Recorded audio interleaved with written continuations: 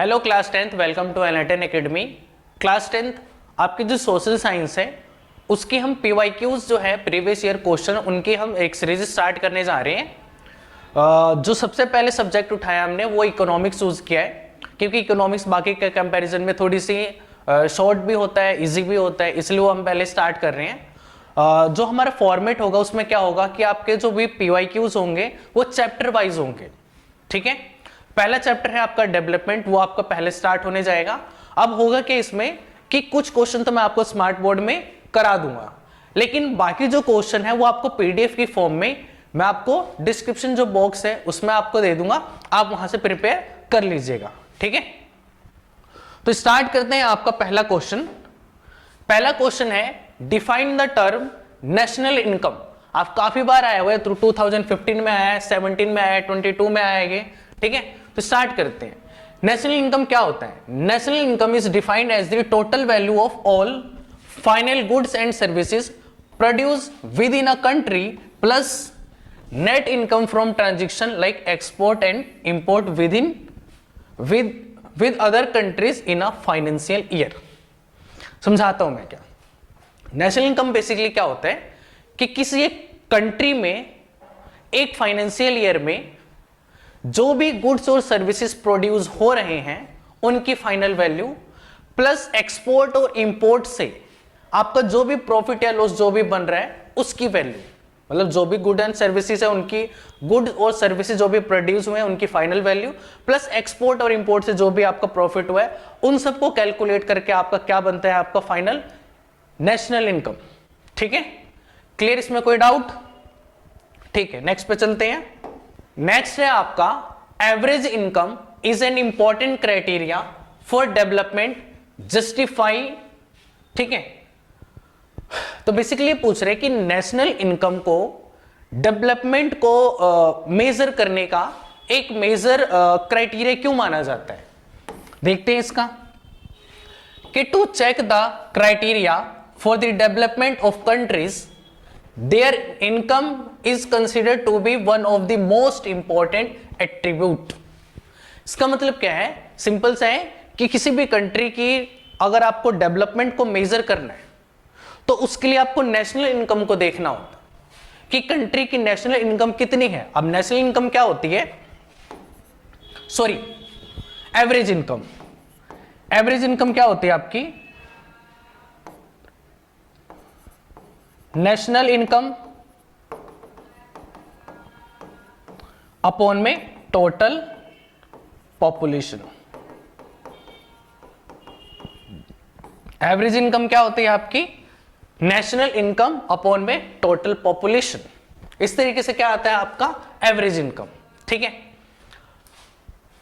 तो ये आपका इंपॉर्टेंट क्राइटेरिया होता है अगर किसी कंट्री की डेवलपमेंट को मेजर करना है। अगला क्या है? Countries with higher income are the more developed than the other with less income. Obvious चीज है, जिस कंट्री की एवरेज इनकम ज्यादा होगी वो ज्यादा डेवलप होगी। ठीक है, this is based on the understanding that more income means more of the all things that human being needs. अगर किसी पर्सन की एवरेज इनकम, मतलब किसी कंट्री की एवरेज इनकम ज्यादा है, यानी हर एक पर्सन जो है उसकी इनकम ज्यादा है। ठीक है, अगर इनकम ज्यादा है इसका मतलब क्या है कि जो भी बेसिक नीड है उसकी वो परचेज कर सकता है, या वो अपनी जो नेसेसरी जो चीजें हैं उनको अपनी फुलफिल कर सकता है। ठीक है, नेक्स्ट देखते हैं। नेक्स्ट क्वेश्चन है why is the total income of country not used to make comparison between then. वही है कि हम एवरेज इनकम को क्यों कंसीडर करते हैं इंपॉर्टेंट क्राइटेरिया में, हम नेशनल इनकम को क्यों नहीं करते। तो बेसिक सा डिफरेंस है कि अगर नेशनल इनकम अगर हम निकालते हैं तो नेशनल इनकम का मतलब हुआ कि कंट्री की टोटल इनकम बस। ठीक है, लेकिन एवरेज इनकम में हम क्या देखते हैं कि कंट्री की टोटल इनकम अपॉन में पॉपुलेशन से डिवाइड। इससे क्या निकलता है कि हर एक पर्सन की कंडीशन क्या है या हर एक पर्सन की इनकम क्या है। हमें उस कंट्री के हर एक पर्सन की कंडीशन का पता चल जाता है। तो इंपॉर्टेंट तो फिर यही हुआ, इसी को हम कंसीडर करेंगे। वही चीज बताया गया कि the total income of country is not used to make comparison between them because the population of different country is different and does not give a clear picture if comparison are made on this basis। ये भी clear है। Next चलते हैं next question पे। अगला question है why is sustainable development essential, give one reason. सबसे पहले समझते हैं कि सस्टेनेबल डेवलपमेंट होता क्या है। देखो, सस्टेनेबल डेवलपमेंट का सिंपल सा मतलब है कि अगर हम अपने रिसोर्सेज का यूज कर रहे हैं तो उसे हम इस तरीके से करें ताकि वो हमारे फ्यूचर जनरेशन के लिए भी बच पाए, रिजर्व रह पाए। इसका मतलब हम ओवर एक्सप्लॉइट ना करें रिसोर्सेज का, साथ ही साथ हमारा जो नेचर है हम उसका भी ख्याल रखें कि हम रिसोर्सेज को इस तरीके से यूज ना करें कि उसका नेगेटिव इंपैक्ट किसके ऊपर पड़े, हमारे इन्वायरमेंट पे पड़े। क्लियर? तो sustainable development aim at economic development without damaging the environment and at the same time conservation for the future. मतलब हमें अपने इन्वायरमेंट का भी ध्यान रखना है और हमारे अगली जनरेशन का भी, यानी फ्यूचर जनरेशन का भी ध्यान रखना है। Resources are to be used in such a way that they are not exploited. मतलब रिसोर्सेज का इस तरीके से हमें यूज करना है ताकि ओवर एक्सप्लॉइट ना हो। क्लियर? तो नेक्स्ट क्वेश्चन देखते हैं आपका। नेक्स्ट क्वेश्चन है money can not buy all the goods and services that one need to live well, do you agree with this statement? इसका मतलब यह है कि क्या मनी, पैसे से हर चीज खरीदी जा सकती है? तो इसका आंसर है नहीं। ठीक है, बहुत सारी ऐसी चीजें हैं जो आप पैसों से खरीद सकते हैं, अपनी डेली यूज की बहुत सारी चीजें हैं जो आपकी फुलफिल हो जाएगी, लेकिन बात आएगी कुछ और चीजों की, जैसे कि आपका respect, freedom, equal treatment, equality, security, बहुत सारी ऐसी चीजें हैं, पॉल्यूशन फ्री इन्वायरमेंट। ठीक है, ये सब आपको पैसों से नहीं मिल पाएगा। ठीक है, ये बताया गया इसमें कि the three factor other than income which are important in life are, पहला फ्रीडम, रिस्पेक्ट, इक्वल ट्रीटमेंट। मतलब पैसों के अलावा ये चीजें भी इंपॉर्टेंट होती हैं। ठीक है, बट ये चीज पैसों से नहीं खरीदी जा सकती। नेक्स्ट है आपका, it is true to say that money in our pocket can not buy all the goods and services that we need to live well. हर चीज नहीं खरीदी जा सकती। जैसे कि एग्जांपल है, money can not give us a pollution free environment. जैसे दिल्ली का एग्जांपल लेते हैं, दिल्ली में आपको अपर क्लास के लोग भी दिखेंगे, मिडिल के भी दिखेंगे और लोअर क्लास के भी दिखेंगे। ठीक है, अब दिल्ली में जो पॉल्यूशन है क्या वो सिर्फ लोअर और मिडिल क्लास के लिए है? नहीं, सबके लिए।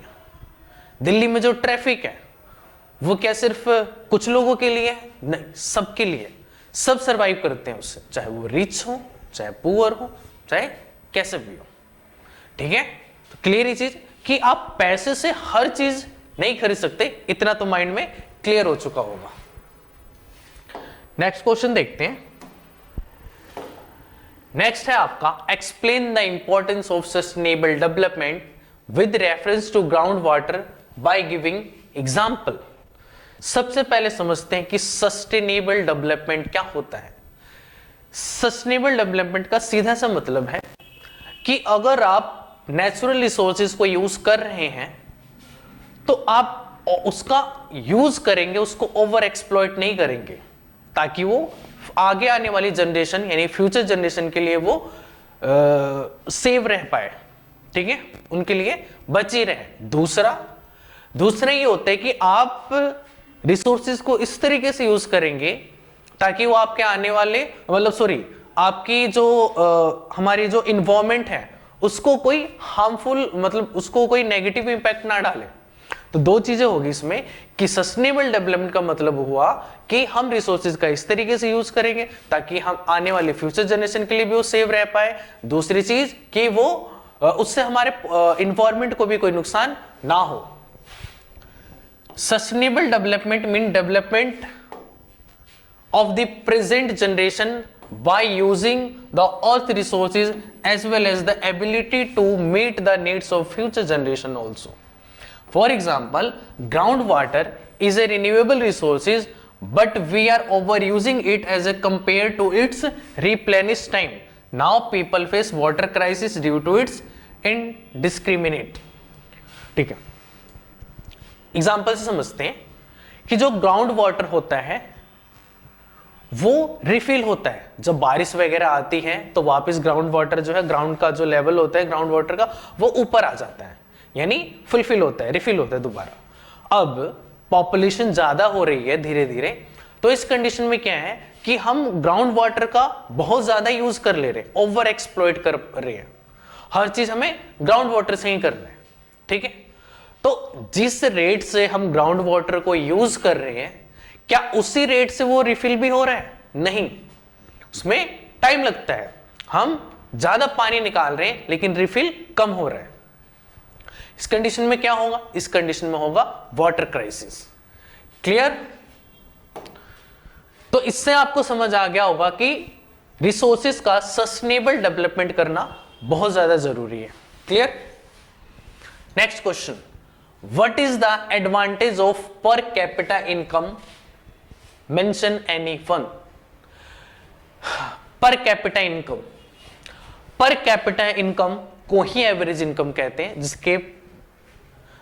जिसके बारे में हमने पिछले से पिछले क्वेश्चन में हमने समझा था कि एवरेज इनकम और पर कैपिटा इनकम बिल्कुल एक ही चीज है, एक ही चीज को कहते हैं। तो it helps to compare the development of countries as per capita income tells whether people in one country are better off than other in the different countries. Simple comparison करने के काम आता है। इस समय ये पता चल जाता है कि किसी कंट्री के अंदर जितने भी लोग हैं उनकी एवरेज इनकम कितनी है, तो उससे पता चल जाता है कि उनकी कंडीशन क्या है।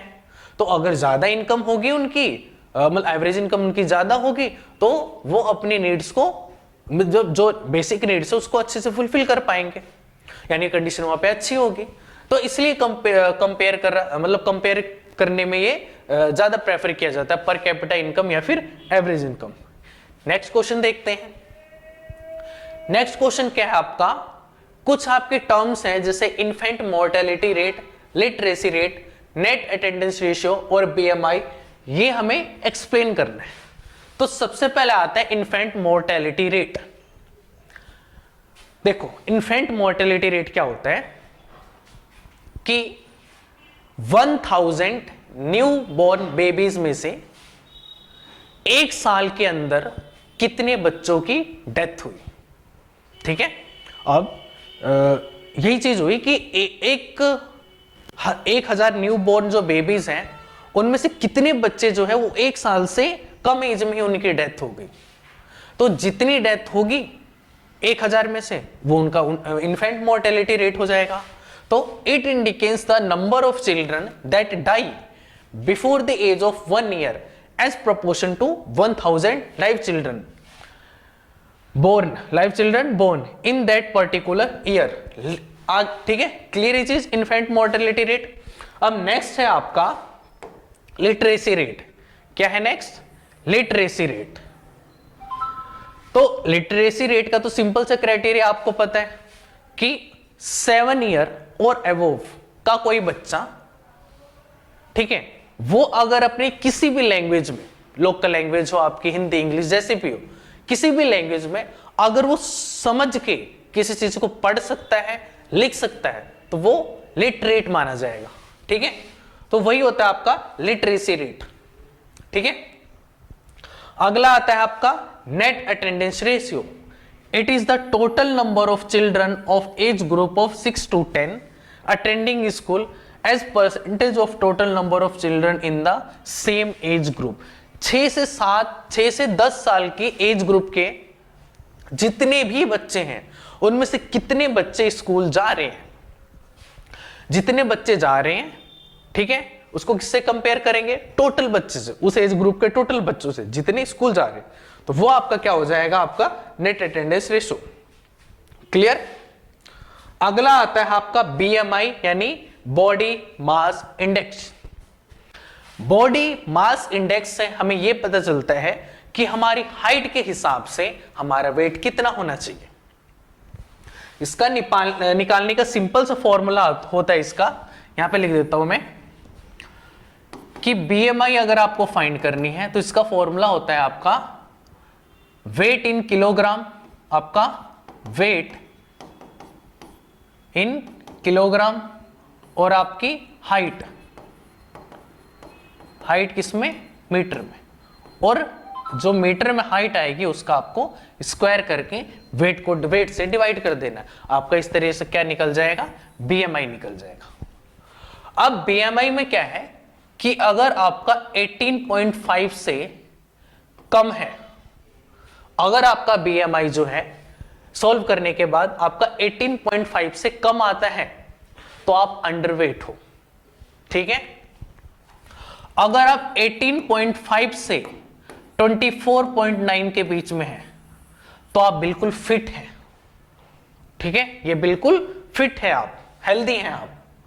अगर आपका 24.9 से 30 के आसपास है, मतलब इसके बीच में, यानी 24.9 और 30 के बीच में है, तो आप क्या है, ओवरवेट है।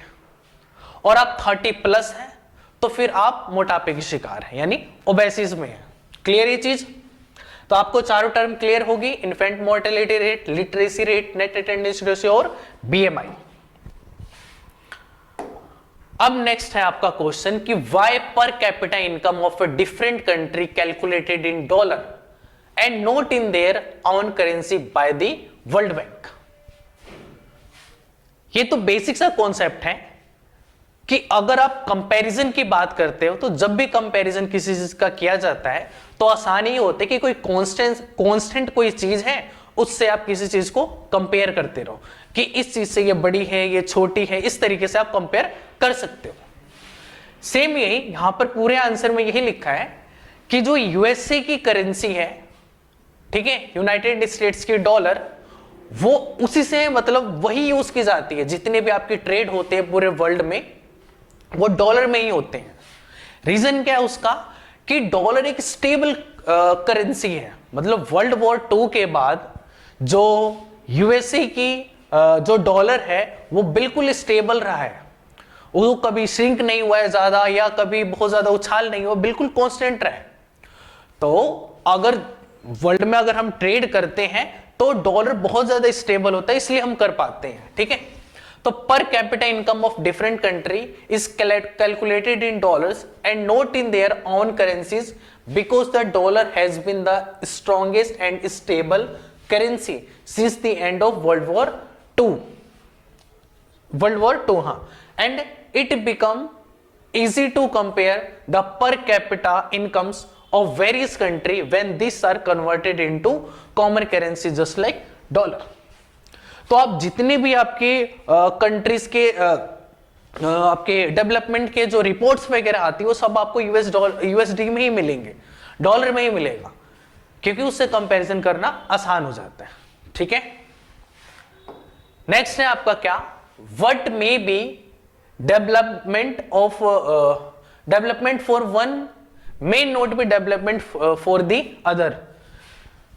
वही क्वेश्चन स्टार्टिंग का कि अगर कोई चीज डेवलपमेंट हो रही है तो क्या वो डेवलपमेंट सबके लिए डेवलपमेंट होती है या किसी चीज किसी कम्युनिटी के लिए, किसी पर्सन के लिए वो डेवलपमेंट नहीं भी हो सकती है। मतलब ये होता है कि डेवलपमेंट की जो डेफिनेशन होती है वो हर पर्सन के लिए अलग अलग होती है, सबके लिए एक ही चीज डेवलपमेंट नहीं हो सकती। जैसे यहां पे एक बहुत अच्छा एग्जांपल है आपका कि construction of dam leads to generation of hydro electricity thus employment development. मतलब अगर कहीं पे डैम बन रहा है तो डैम से आपका क्या होगा, हम जो रिवर थी उसकी स्ट्रीम को कंट्रोल कर सकते हैं। दूसरी मेन पर्पस होता है उसका हाइड्रो इलेक्ट्रिसिटी प्रोड्यूस करना, ठीक है, बिजली बनाना। तो बिजली बना रहे हैं हम, ठीक है, फ्लड वगैरह को कंट्रोल कर पा रहे हैं, तो इसमें क्या है, डेवलपमेंट ही तो हुआ। बट जहां पे वो डैम बन रहा था वहां के आसपास के जो विलेज वगैरह थे उनको अब डिस्प्लेस किया जाएगा कहीं और पर, किसी दूसरी जगह पर लेके जाया जाएगा। अब सोचो कि वो बहुत टाइम से वहीं रह रहे थे और फिर उनको अचानक किसी दूसरी जगह पे शिफ्ट कर दीजिए कि आप परमानेंटली वहीं रहोगे, तो क्या उनके लिए डेवलपमेंट होगी? नहीं। क्लियर? तो अगर डैम कंस्ट्रक्ट हो रहा है तो कुछ लोगों के लिए तो ये डेवलपमेंट है, लेकिन कुछ लोगों के लिए डेवलपमेंट नहीं है। तो यही होता है कि डेवलपमेंट की जो डेफिनेशन होती है वो हर पर्सन के लिए अलग अलग होती है। अगला क्वेश्चन है, besides income what are the 6 other things people may look for growth and development. इसमें तो कॉमन चीज है आपकी freedom, security, respect, equal treatment या equality, friendly nature, pollution free environment, और भी बहुत सारी चीजें होती है। मतलब अगर किसी कंट्री में अगर ग्रोथ देखनी हो, डेवलपमेंट देखनी है, तो हमें ये सारी चीजें भी देखनी होती है। इकोनॉमिक पर्सपेक्ट तो देखना ही होता है, लेकिन ये सारी चीजें भी हमें कंसीडर करनी पड़ती है। क्लियर? नेक्स्ट है आपका last, what do final goods and services mean. मतलब फाइनल गुड्स और सर्विसेज का मतलब क्या होता है? फाइनल गुड्स और सर्विसेज का मतलब क्या होता है? फाइनल गुड्स का मतलब क्या है कि कोई चीज जो होती है वो एग्जाम्पल के थ्रू समझाता हूं मैं आपको। जैसे कि अगर आपको कोई एक शर्ट बनानी है, तो शर्ट के लिए आप क्या करोगे? सबसे पहले कॉटन उगाओगे, कॉटन उगने के बाद वो फैक्ट्री में आएगी, उससे धागा बनेगा, धागा से फिर कपड़ा बनेगा, कपड़े से फिर फाइनली शर्ट प्रिपेयर होगी। अब वो जो शर्ट फाइनल प्रिपेयर हुई है, जिसके बाद आप किसी को दे दोगे और वो उसे कंज्यूम कर लेगा, क्या कर लेगा? कंज्यूम कर लेगा, वो पहन लेगा उसे, तो वो जो शर्ट बनी है फाइनली उसे बोलेंगे फाइनल गुड। ठीक है? जो रेडी टू यूज होती है, मतलब बहुत सारी स्टेज होती है उनकी बन की, लास्ट जो स्टेज होती है उसे हम बोलते हैं फाइनल गुड्स। क्लियर? तो the various production activities in primary, secondary and tertiary sector produce large number of goods and services for consumption and investment are final goods and services. जो finally consumption या investment करने के लिए prepare हो चुकी हो तो उसे बोलते हैं फाइनल गुड्स। ठीक है? क्लियर? तो ये 12 क्वेश्चन ही थे आपके जो मैंने आपको एक्सप्लेन किए। बाकी जितने भी क्वेश्चन है प्रीवियस ईयर के, वो आपके मैं वीडियो के डिस्क्रिप्शन जो बॉक्स होता है उसमें आपको पीडीएफ की फॉर्म में दे दूंगा। आप बाकी क्वेश्चन को प्रिपेयर कर लीजिएगा। ठीक है? Thank you so much video देखने के लिए।